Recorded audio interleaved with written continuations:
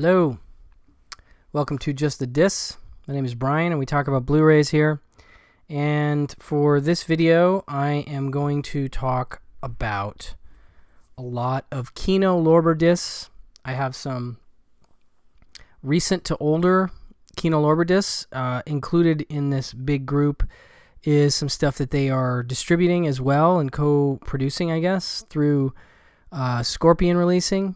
And there's a few Code Red titles in here as well. So we have Kino, Scorpion, Code Red, and it's a mix.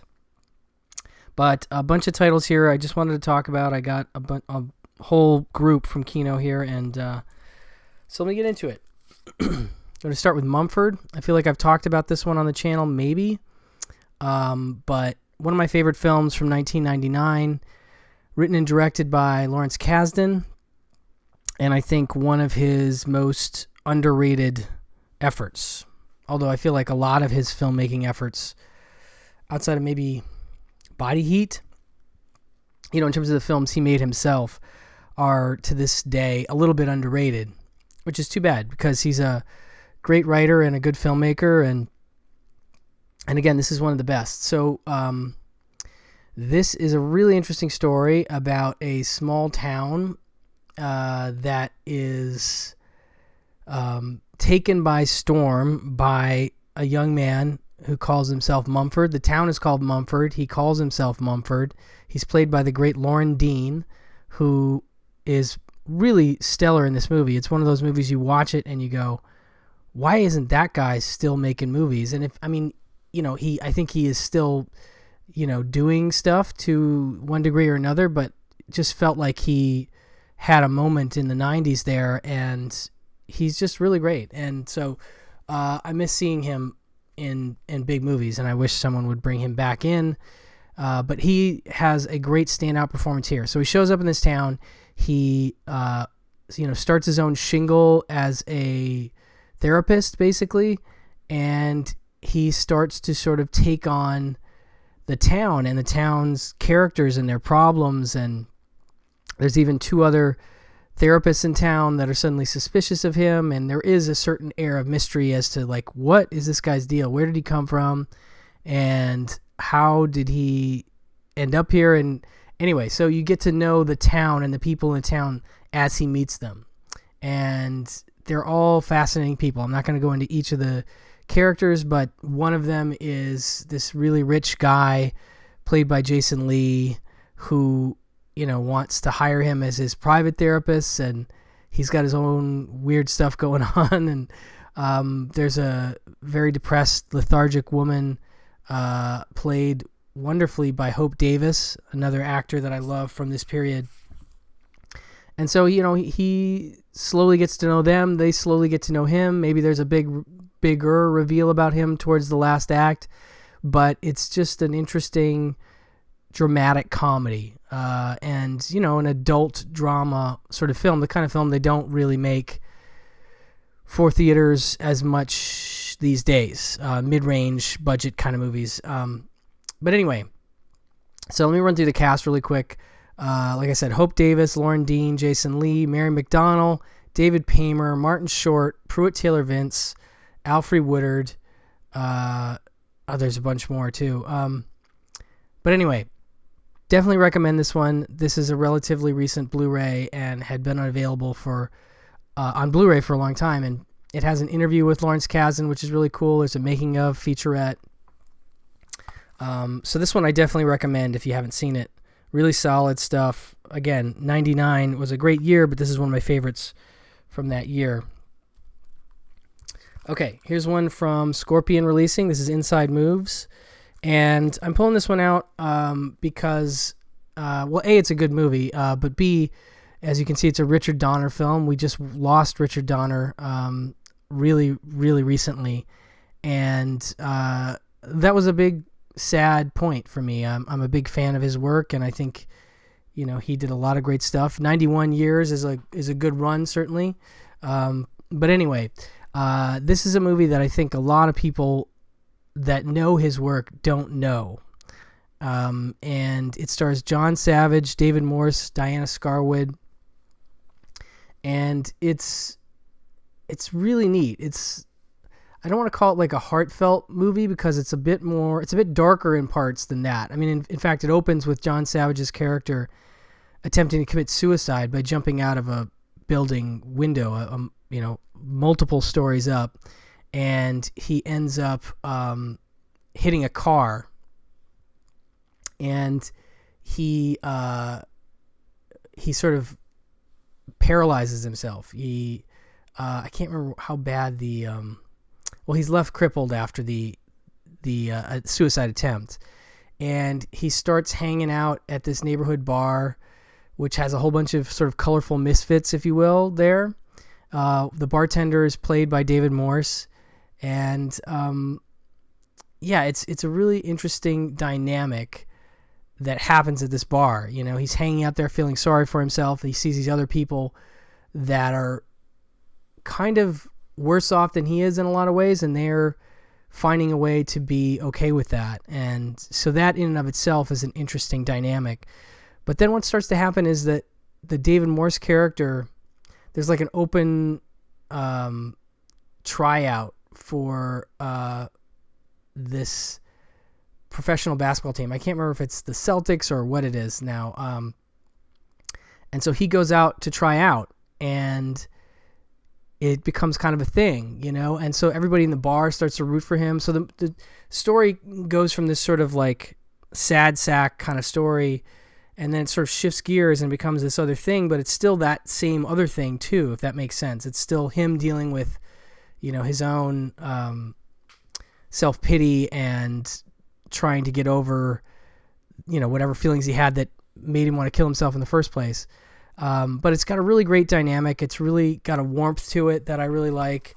You kind of get a sense of the folks in the bar there, and Diana Scarwid is great in this as well. Brand new 2019 HD Master, brand new on-camera interview with director director Richard Donner, and John Savage has also got an interview, so you get a couple nice features in here. But this one sort of snuck out on Blu-ray, and again, I just don't feel like a lot of people are aware of it. It wasn't, I'm trying to remember if it had a DVD. It may have, but I feel like it's a movie that just has never been championed alongside all the great work that Richard Donner did. And so if you're looking to put together a little Donner Film Fest, I say put this at the top of the list. Really great release from Scorpion. Another one from Scorpion that I love, and I know I've talked about on the channel, but I'm going to bring it up again. This is Grace of My Heart, Allison Anders' film from 1996. A really great story of a woman singer-songwriter played by the great Illeana Douglas. And it's set in the 1950s, the doo-wop era, sort of, where she starts, she gets a foothold writing music and then wants to be a singer herself, and that's a very slippery slope at that time. It was okay for women to write songs for other people, but it was more difficult to be a singer-songwriter. And so it goes through sort of the trials and tribulations of that side of things, and it also goes through these different men that she encounters, along the way, and you can see them there. You have John Turturro, Eric Stoltz, and Matt Dillon. There's definitely echoes of the Beach Boys and some other sort of, big, not songwriter singers, sort of songwriter singers of the time that echo through these guys that she meets and sort of that move through her life. And I'm just a big fan of this one. I really like this. Martin Scorsese produced it. It has an audio commentary with director Allison Anders. Idea becomes a movie featurette and deleted scenes. And Scorsese is featured in the Idea becomes a movie featurette, if I recall, talking about some ideas that he liked about the movie. And it's, it's got a vibe to it that feels like Scorsese would be a fan of it, but I'm just a fan of Allison Anders in general, and I think this is one of, if not her best film, and I was really psyched that this got a Blu-ray from Scorpion. Good stuff. Next up, we have von Richthofen and Brown, and this is one, another that I feel like in a filmography that a lot of people are familiar with, this is one that gets overlooked. This is directed by Roger Corman, of course, and it stars John Philip Law as Baron Manfred von Richthofen, and it also stars Don Stroud as sort of one of his rivals. Two of history's most fabled flyboys square off in daring acrobatic duels of death in von Richthofen and Brown, high-flying tale of famous battles and infamous daredevils. Baron Manfred von Richthofen, Philip Law, Germany's legendary Red Baron, is an aristocratic knight of the skies, but his chivalrous sense of honor doesn't mean he's merciful. Some 80 pilots have lost their lives to this steel-wheeled ace of aces. In contrast, Canadian wheat farmer Roy Brown, Don Stroud, couldn't care less about honor. He lives, the enemy dies, in any way Brown can make it happen. So when these two very different men go head-to-head in a winner-take-all showdown, it's a swooping, bullet-filled confrontation that puts their skills and courage to the ultimate test.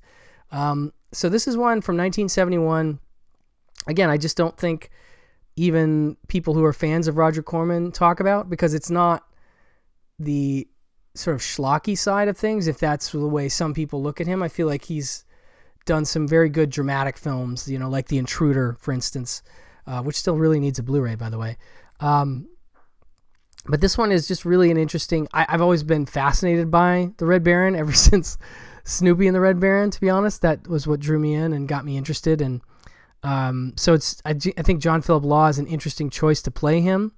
And Don Stroud has got a certain freewheeling nature about him that I think works, inside of a lot of characters, including this one. But, some good aerial stuff, and just a movie that you might look at and be surprised, depending on what you classify Roger Corman as, that he did this. So this has got an interview with Corman, and that's it for the special features. But I do recommend it. Definitely a Corman film that's off a lot of people's radars. SemiTough. This is directed by Michael Ritchie, of course, of the Bad News Bears and Smile, Downhill Racer, Prime Cut. He's got quite a filmography. But this is his sort of football movie starring Burt Reynolds and Chris Christopherson and Jill Clayburgh. And it's a brand new 2K master. And, he did The Candidate too, of course, and Fletch. Romantic sports comedy about the three-way friendship between two free-spirited professional football players and the team owner's daughter. And Clayburgh does a good job holding her own against these two guys, although there is as you would expect from two football players, it is a, misogynistic, maybe sort of a world that they live in. And I mean, the cover definitely is indicative of that, but they're really good together. And Burt Reynolds and Chris Christopherson, I don't know that they did too many other movies together. I'm sure there maybe is another one that I'm not thinking of, but I think they're great. And Jill Clayburgh is one of my favorite actors of this period as well. So it's a fun, comedic, I don't want to say romp, but an interesting entry in Michael Ritchie's filmography. Not my favorite film he ever made, but one that I feel like if you're a fan of his work, you should check this out for sure. Next up, we have The Soldier with Ken Wall. This one directed by James Glickenhaus, who is an action exploitation guy. He did stuff like The Exterminator and Shakedown. That's a really fun one, by the way. And this is McBain as well with Walken. Powerful action-packed thriller of global intrigue and espionage. KGB agents posing as terrorists steal enough plutonium to destroy half the world's oil supply and threaten to do so unless the Israelis withdraw from the West Bank of Jordan. With the world on the brink of nuclear holocaust, the soldier, Ken Wall, who's not part of the military, carries out his own unauthorized, illegal, and highly dangerous plan to preserve the delicate balance of power. So this is a pretty cool one, and one that I think is relatively also under the radar, even if you're a fan of Glickenhaus. For me, this Blu-ray was the first time I'd ever heard of this film. It has a cool score performed by Tangerine Dream. and the cast includes Steve James and Klaus Kinski, among others. Also, it's got a commentary from James Glickenhaus and one from friend of the channel, Jim Hemphill, who is always solid on his commentary tracks as well. But solid action and sort of, spy stuff, if you will. I definitely recommend this as well. All these are definite recommends for me.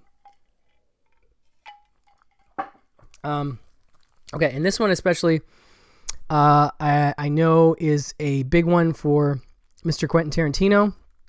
He recommended this to us on Pure Cinema at some point, and it is also to do with the Middle East. This has Robert Mitchum as an American ambassador, and his wife is played by Ellen Burstyn, and they're sort of caught up in this dangerous game of intrigue, extortion, and murder. And he gets sort of swept up in it. And and Rock Hudson plays, what is his exact position? He's like his assistant, but sort of like his liaison or something. Let's see. Oh, I forgot Fabio Testi's in this as well.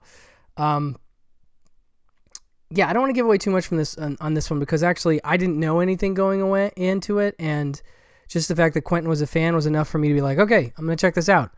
And it's neat to see Mitchum and Rock Hudson playing these roles in 1985. This is a Cannon film, Cannon produced, so you kind of get a sense of what you're in for.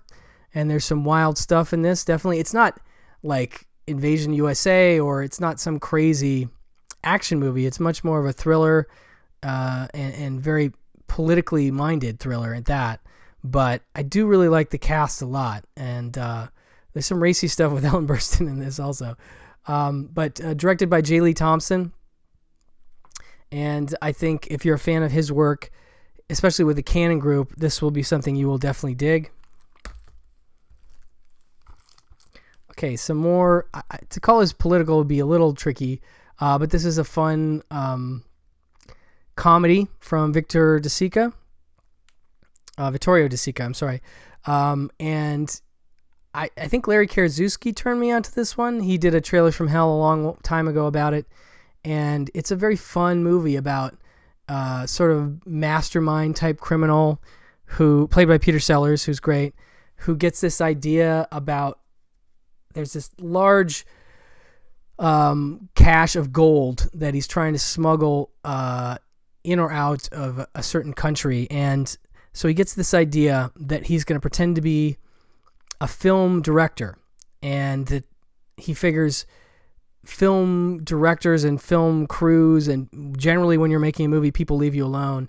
And so he is able to wrangle some equipment, and his con artist friends and him get together, and they find this sort of seaside town that they're going to use to smuggle the gold in and get it out where they need it. And they are able to con the entire town and con a big star played by, of course, Victor Mature. Yeah, Victor Mature doesn't play himself, although he plays like maybe a version of something like himself meets Mastroianni or something. I don't know. But it's really entertaining and very funny and very clever. It's written by Neil Simon, and it's not based on a play or anything. And I've always liked Neil Simon's original screenplays. I don't think they're all my bag necessarily, but this one in particular, I just think it's very clever, very funny, a great character for Peter Sellers, and I think one of his best performances. So the Trailers from Hell from Larry Karaszewski's on here, but that's it. And I got some World War II stuff here. This is one of my favorite. I like sub and maritime war films. A lot of the Star Trek, warfare chess game, if you will, definitely seems to come from the sort of maritime tactic kind of mindset. And so sub movies have always fascinated me ever since I saw Hunt for Red October in the theater when I was a kid. And this is one of my favorite sub movies. It's directed by Robert Wise, and it has, of course, as you can see, Clark Gable and Burt Lancaster, and they're great together. And Gable's a sort of hard-driving, dedicated submarine officer with a single-minded purpose to seek out and smash the Japanese destroyer he believes sunk his former ship. And he's given a new command, and one of his men is played by Burt Lancaster, and he drives them to the point of mutiny as he relentlessly trains them for the battle ahead. And at last, the word comes to the destroyer's position, and disobeying orders, he goes after it, and it gets really tense from there. But it's, like I said, it's really solid, despite the fact that some of the external sub shots are clearly like almost a bathtub. I mean, it's not quite that bad, but they will look a little rough in the modern day. But I really dig it a lot. It's got a great supporting cast, including Jack Warden, Brad Dexter, Don Rickles, and others, and a good score by Franz Waxman. But I'm a fan. I like this one a lot. Definitely recommend it. No special features on this one, but good sub movie. And to go with it, I got to talk about The Enemy Below with Kurt Jurgens and Robert Mitchum, which is not exactly a flip-flop on that, but it's basically, Mitchum is the captain of a Navy vessel, a gunship there, as you can see, and he sort of goes toe-to-toe with Kurt Jurgens, who's the commander of a German U-boat. And I think this one first came on my radar when I was watching Crimson Tide, and there's a moment where James Gandolfini asks one of the younger recruits, like, who played the German sub commander in The Enemy Below with Robert Mitchum, which, if you know that Quentin Tarantino worked on that script, it seems clear that was probably an addition that he put in, I'm guessing. And that's what made me think, oh, I need to check out The Enemy Below. And I really dig it. I think it's great. Again, it's that sort of maritime chess game, kind of like who can outsmart the other person. And it's very solid. It's from 1957, and Run Silent, Run Deep is from 58. So this actually precedes that. Another Rock Hudson here. I know this is a Larry Karaszewski favorite as well. This one stars him in, it's another World War II thriller, and it's very action-packed. It's directed by Phil Carlson, a great noir filmmaker, but a great filmmaker in general. And this is from 1970, towards the end of his career. It has a score by Ennio Morricone, and it is about Hudson, who plays a captain in the American Army, whose troop parachutes into the Italian town of Renato to blow up a vital dam being used by the Nazis. But upon landing, the troop is attacked by the Germans, leaving him as the lone survivor, and he's rescued by a group of Italian boys, the only survivors of the small town massacred by the Nazis. And so he sort of has to gather these kids together and have them help him take out this dam. So it's like, Force 10 from Navarone or whatever, or a Guys on a Mission movie with the kids as the guys. And it's really a neat, thrilling, action-packed movie, and one that I just don't think a lot of people have seen. And Phil Carlson was enough to get me onto this one, but definitely Karaszewski, being a fan, also turned me the way of it. So highly recommended, R-rated from 1970, so a little more violent and different than a lot of the movies you would see Rock Hudson in the 60s. Okay. Next up we have The Sting 2.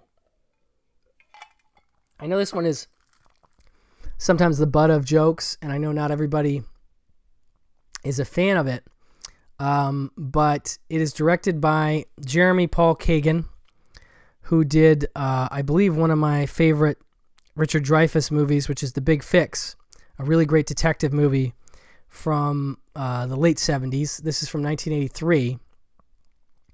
And it's better than I think a lot of people, well, I mean, if you don't like it, you don't like it, but based on its reputation, you would think, don't ever see this movie because it just doesn't touch the original movie. And sure, The Sting is a nearly perfect con movie. It's pretty incredible. Just I've talked about it on the channel. Seeing the new 4K recently was pretty eye-opening, and so I get that people would be wary of this, but I do think, and I'm not going to go into the specifics of the con, but if you just realize that it's the same kind of universe, and it is, I think, a clever movie. It's shot by Bill Butler. It stars Jackie Gleason, Mac Davis, Terry Garr, Carl Malden, and Oliver Reed, among other folks, and has a cool score by Lala Schifrin. It's another one that I think is maligned because it's associated with another big movie, like Jaws 2, for example. I think if it's not associated with Jaws, more people would see it as the pretty great animal attack movie that it is, and I love Jaws 2. So I think this falls into that similar camp where it's just living in the shadow of a much bigger movie, but is I think pretty solid. This has a commentary by director Jeremy Kagan, which I haven't had a chance to listen to yet, but I definitely want to hear his thoughts on any movie because I love what he did with The Big Fix. But anyway, really great. I mean, I think a really good movie and worth checking out. Okay, this one is definitely a movie that has a also maligned reputation. This is, I believe, the final film from Richard Rush, and it was a big deal in the 90s because it was a very sexy movie. There is some frontal male nudity. There's lots of female nudity.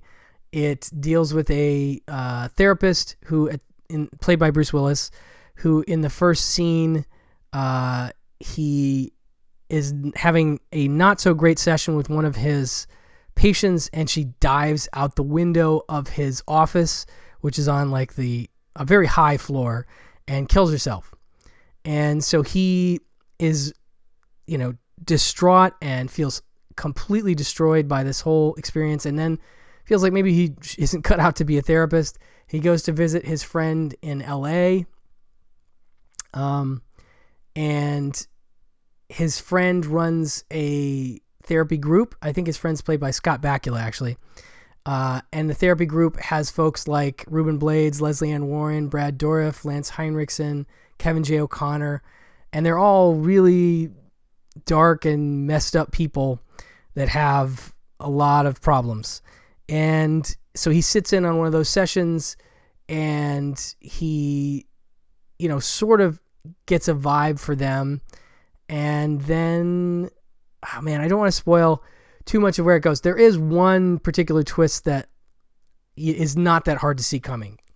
But I don't know. I did watch the 140-minute director's cut. Now, this includes the 122-minute theatrical and 140-minute director's cut. And Richard Rush does a commentary in the director's cut, and screenwriter Matthew Chapman does a commentary on the theatrical cut.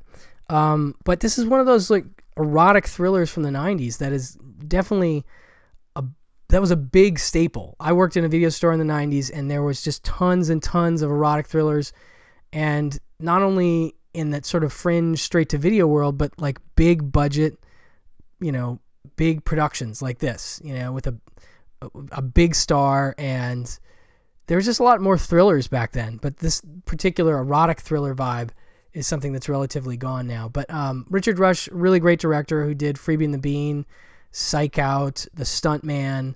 Oh shoot, I'm blanking on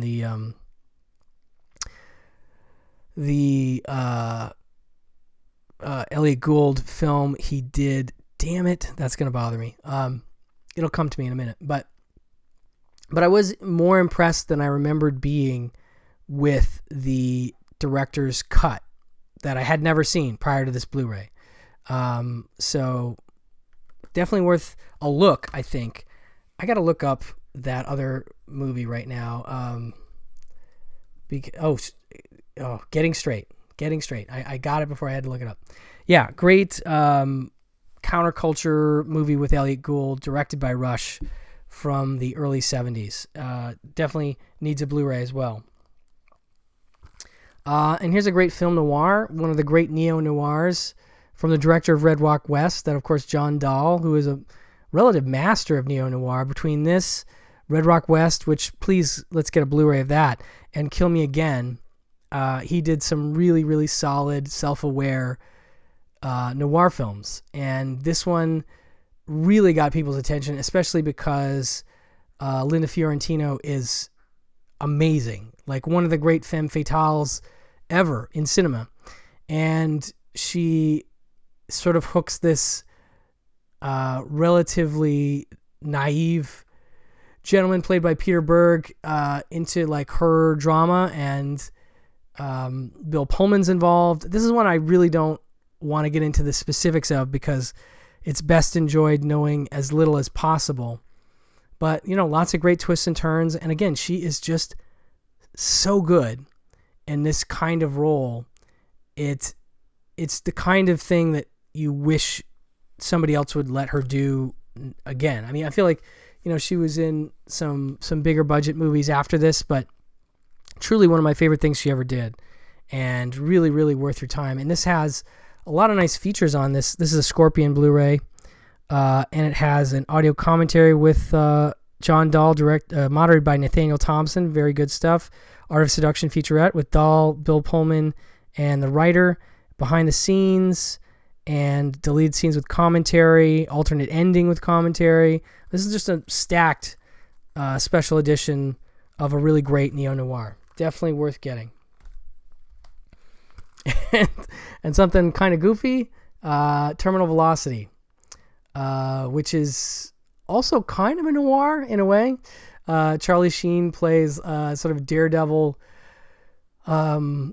skydiver type who teaches skydiving and who has an incident early in this film where he lets someone go up with him and she is killed. And he is sort of shocked and feels awful and is then sort of sucked into this thing that person was involved with, and it becomes, again, sort of a thriller, not an erotic thriller per se, but an interesting thriller. And, you know, not The Last Seduction by any means, but entertaining and interesting to see Charlie Sheen and Nastasia Kinski together, along with James Gandolfini and Christopher McDonald in a really almost chilling villain performance. Definitely Shooter McGavin fans will be shocked to see where he can go in terms of darkness. Okay, so those are the big recommends, and then I'm going to go through a bunch more. Some of these I haven't seen, but I can tell you why I'm interested in them, and we'll kind of move through them real quickly. Candy, this is from 1968. It is based on the novel by Terry Southern and Mason Hoffenberg. And the screenplay is by Buck Henry, who of course did The Graduate and is a great screenwriter in his own right. And it is one of those sort of only in the 60s cult movie kind of things. It's sort of a sexual odyssey for this young woman played by Ewa Allen. And it's definitely going to play a little different now than it did in 1968, because she is an innocent, the back describes her as the innocent yet luscious high school student. And sort of, she goes through this sort of trippy, you know, coming of age, if you will, sexual coming of age story where she runs into a bunch of different guys. A drunken poet played by Richard Burton, a Mexican gardener played by Ringo Starr, a patriotic general played by Walter Matthau, a mad surgeon played by James Coburn, a mystic guru played by Marlon Brando. And it's got tons of cameos and little bit parts from folks like John Astin, John Huston, Elsa Martinelli, Anita Pallenberg, Sugar Ray Robinson, and it's got music by the Byrds and Steppenwolf, and it's just got that Terry Southern kind of feeling. If you know his vibe, I mean, he, you know, one of the writers on, or the writer on Dr. Strangelove, he adapted The Loved One. If you've seen that, that's definitely a 60s cult item. And so I just remember, it's been a while since I've seen this, but it does have that kind of weird, far out 60s energy. And this has an interview with screenwriter Buck Henry and an interview with the great Kim Morgan as well. So a nice addition of that, a new 2K HD restoration. And then this one, A Man, a Woman, and a Bank. I've never seen it, but I am fascinated because it's directed by Noel Black, who did Pretty Poison, among other things. Pretty Poison being one of my favorite late 60s films. Great Twilight Time Blu-ray of that out there. But this is intriguing to me because it comes out in 1979. It's a year after Invasion of the Body Snatchers, the remake. And it's got Donald Sutherland and Brooke Adams in it. And so they're sort of reunited. And I kind of dig their vibe in that movie. It also has, as you can see, Paul Mazursky. And it says the only thing riskier than Crime of the Century is the romance of a lifetime. Small-time con artist Reese, Donald Sutherland, and his computer expert best friend Norman, Paul Mazursky, concoct an ingenious plan for the perfect bank robbery, reprogram the sophisticated electronic vault alarm system of a huge Vancouver bank while the building is still under construction. But Reese falls for a kooky commercial photographer who snaps shots of their plans. The ultimate heist takes some very unexpected turns. So I'm curious about that. I just like that cast and that idea and this director. So Man, a Woman, and a Bank. This one is a real simple reason I don't know this movie. Obviously, it stars Yul Brynner and Edward Woodward, The File of the Golden Goose. What I like about it, what intrigued me about it, is directed by Sam Wanamaker, who, of course, you know as a character in Once Upon a Time in Hollywood, who's directing Rick Dalton in his TV appearance on Lancer. So here's a real movie that the real guy made. And it's about a U.S. Treasury agent and a Scotland Yard detective, that's Yul Brynner and Edward Woodward, who go undercover to infiltrate and tackle a brutal counterfeit gang known as the Golden Goose. So, I don't know. I don't need to know much more than that. Between those elements, I'm in. This one is a post-apocalyptic kind of thing. Sandal Bergman, who was in Conan the Barbarian and Red Sonja, stars as the beautiful warrior queen who rules by the sword in a post-apocalyptic wasteland. Women battle, men are used for rituals, sex, and sacrifice, but the arrival of three strangers plunges she into a nightmare of quest for survival. So it sounds like there's a little flipping of the script, and I'm always into that, and I like to see dudes get their butts kicked. So it sounds like that happens in this film for sure. And this has an interview with writer-director Avi Nesher. So that's from 1985. This one I have seen. This is from the great Mark L. Lester, who did Commando, Class of 1984. Oh, man. I'm going to blank on all the stuff. He's done so many interesting films. Truck Stop Women. I'm just going to get a few as we go. I'll remember them. Roller Boogie. And this is Bobby Joe and the Outlaw. It sounds like, Bonnie and Clyde kind of thing, and that's sort of what it is. It says Bobby Joe was a car hop. She wanted to be a country singer. He was the hustler who was dreamed of being the Billy the Kid. For a while, they had something, and then.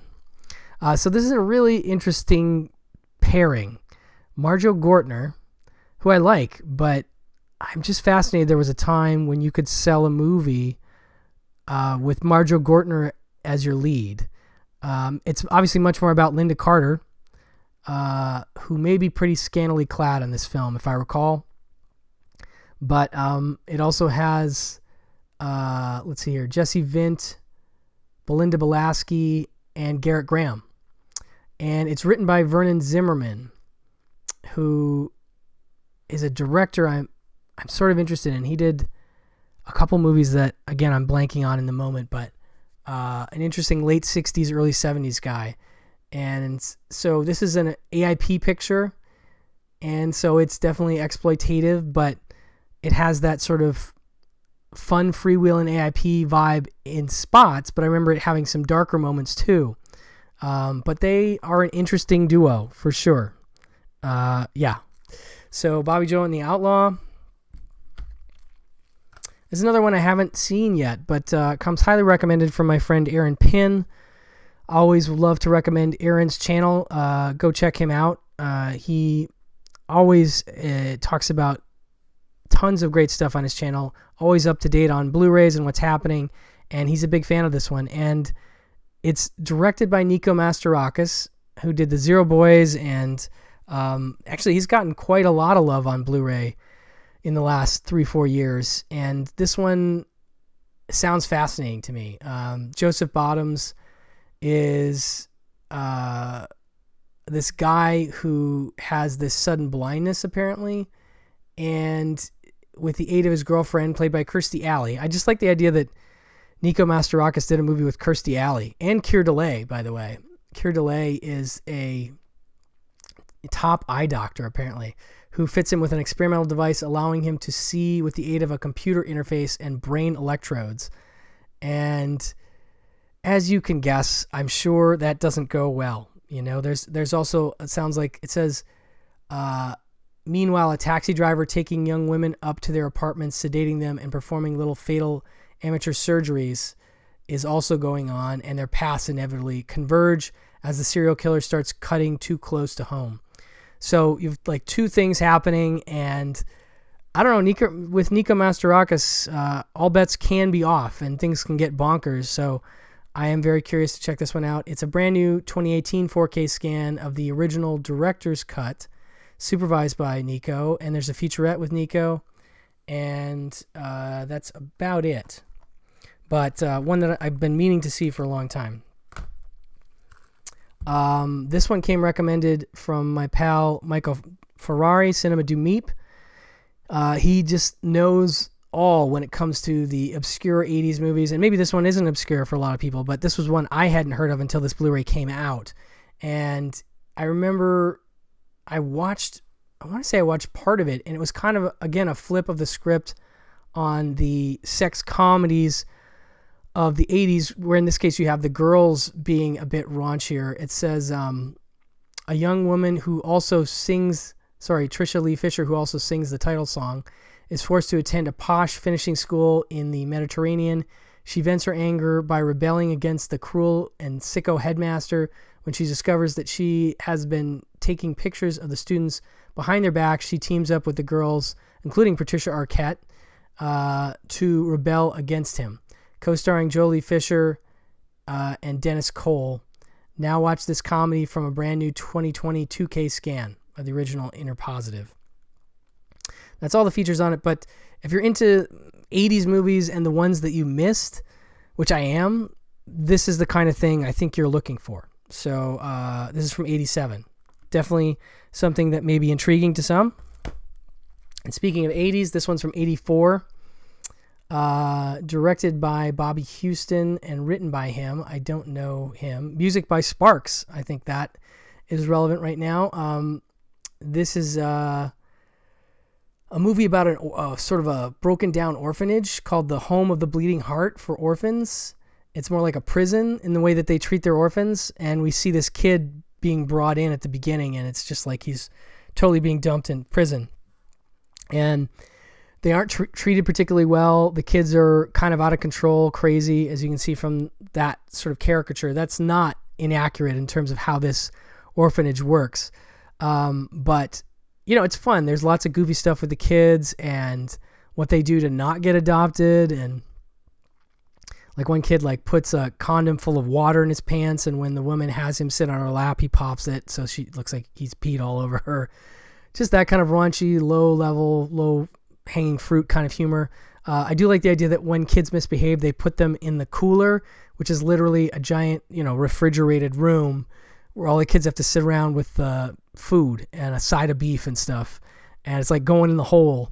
But it does take a little turn towards the beginning where a rich couple played by Martin Mull and Karen Black, do adopt one kid and bring him home. And we spend some time with their weirdness and, the kids wanting to get him back in the orphanage. And anyway, it's intriguing. And I remember hearing about this on the Gentleman's Guide to Midnight Cinema years and years and years ago, before this Blu-ray ever came out.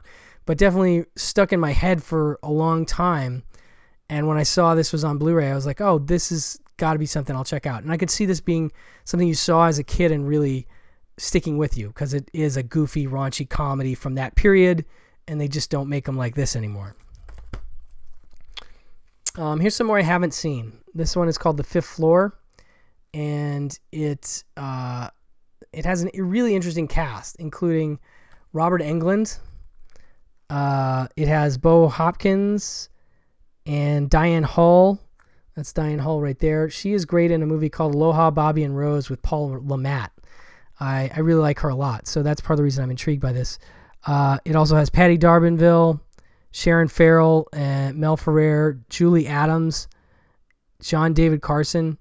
And there's an interview with Bo Hopkins here, but it says that this one is a young woman, Diane Hull, collapses on the disco dance floor from what's revealed to be strychnine poisoning, assuming a suicide attempt. Her boyfriend, John David Carson, and her doctor have her committed to the fifth floor, an asylum with obviously crazy inmates, including Benny, Robert Englund, and a predatory orderly, Carl, played by Bo Hopkins.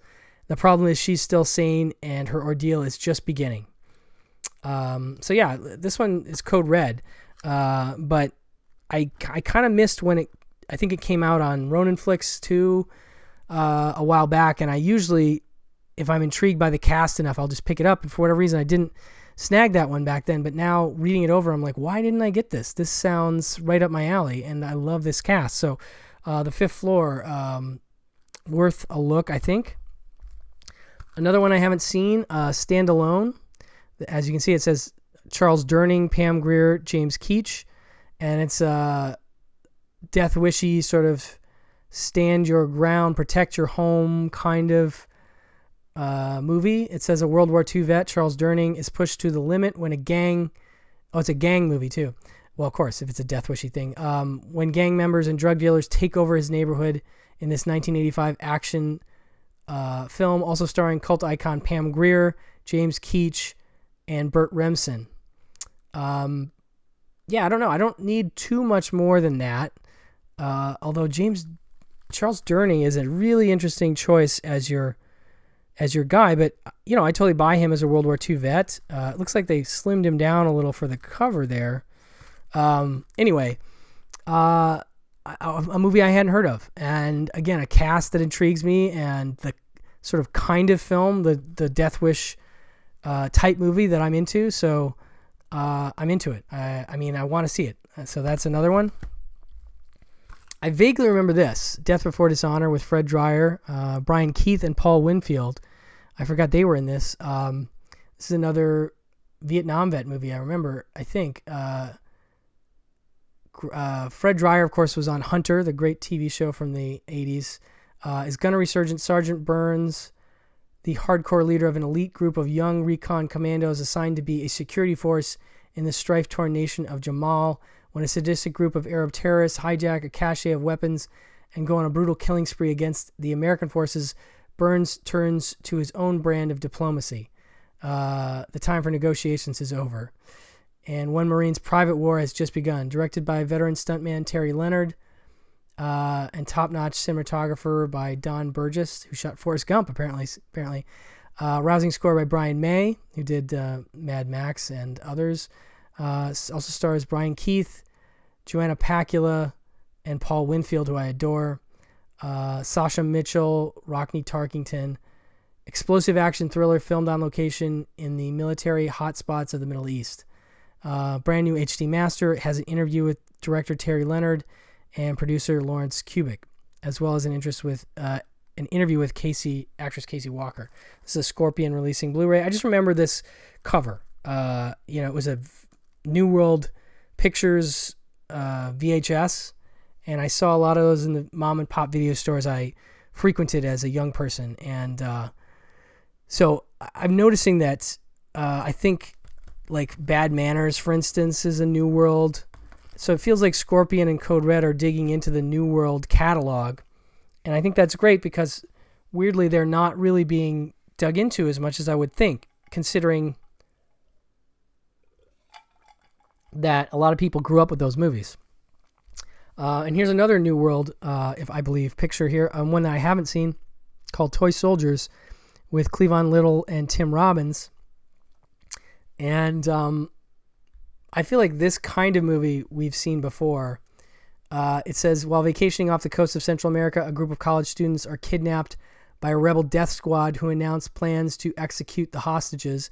When one of the students, Amy, makes a daring escape, she puts together her own jungle assault team that includes a pair of hard-living combat veterans, Sarge, played by Jason Miller, I forgot he was in this, and Buck, Cleavon Little, and a basketball bat-wielding party animal, Bo, Tim Robbins.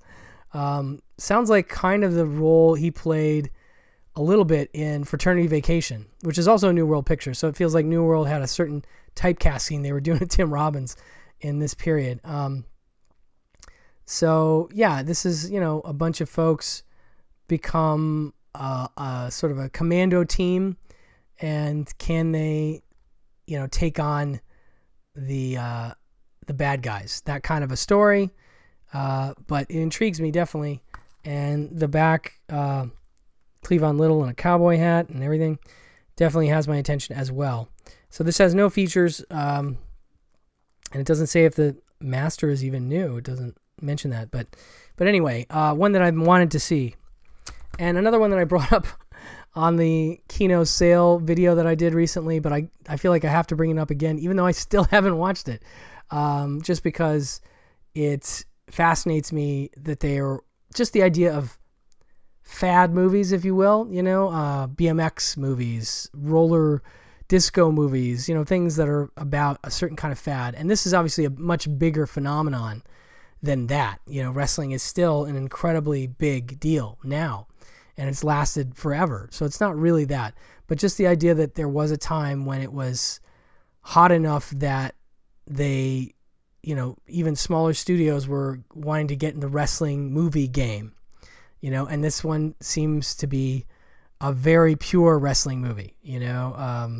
I've talked about Body Slam on the channel before, and that is definitely a wrestling movie, but there's other stuff happening there. No Holds Barred, very much a wrestling movie, but I feel like there's some others where they bring in wrestling actors, but they're not necessarily making a movie that's all about wrestling. And this one from the back looks to be pretty much all about wrestling. And it even says, "Welcome to the world of professional wrestling, a world of glamour and theatrics and bone-crushing rivalries and muscle-mangling madness, a world where purveyors of pain, sultans of slam, and gurus of gouge reign supreme, and where a headlock carries as much weight as a handshake. Grunt, the wrestling movie, takes you behind the scenes of professional wrestling and into the life of contender Mad Dog Joe DiCurso.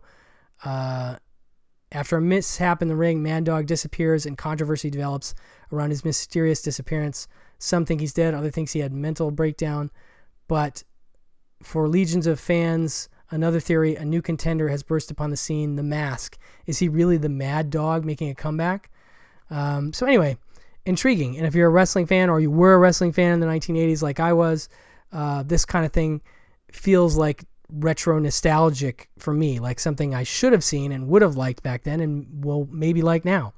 But any movie called Grunt, I gotta say, that's a bold move. So that's Grunt, and it's from Scorpion, and just it says brand new 2K scan from the original, positive, and trailers in terms of features. But if you're a fan of this kind of thing, I don't know, maybe you don't need the extras, you just want to see the movie. Looks like fun to me.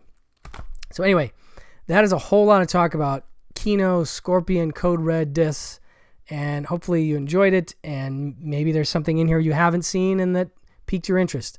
That's my hope. But anyway, I'm going to shut up now and let you guys go, and thank you so much for watching, and I will talk to you soon. Bye-bye.